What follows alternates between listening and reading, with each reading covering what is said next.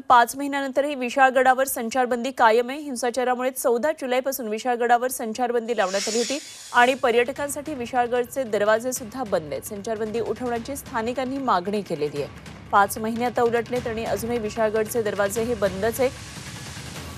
आमचे प्रतिनिधी प्रताप नाईक या ठिकाणून आपल्याबरोबर जोडले गेलेत। आपण थेट जाऊया प्रतापकडे। प्रताप, 5 महिने झालेत आता विशाळगडावर संचारबंदी कायम आहे आणि किल्ल्याचे दरवाजे सुद्धा बंद आहेत। काय नेमके सध्याचे ताजे तपशील? तपशील असे आहेत की 14 जुलैपासून आपण पाहतो की विशाळगड जो पूर्णतः बंद ठेवण्यात आलेला आहे। मोठ्या प्रमाणात त्या मार्गावर पोलिसांचा बंदोबस्त आहे, नाका लावलेला आहे।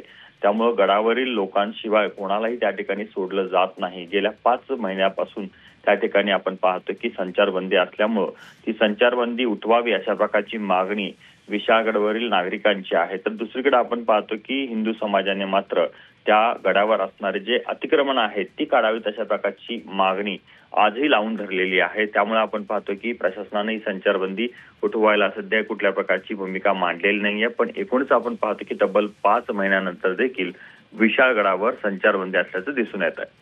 ठीक, प्रताप, धन्यवाद दिलेल्या या सगळ्या सविस्तर तपशिलांसाठी। प्रताप नाईक आमचे कोल्हापुरातले प्रतिनिधी आपल्याबरोबर होते।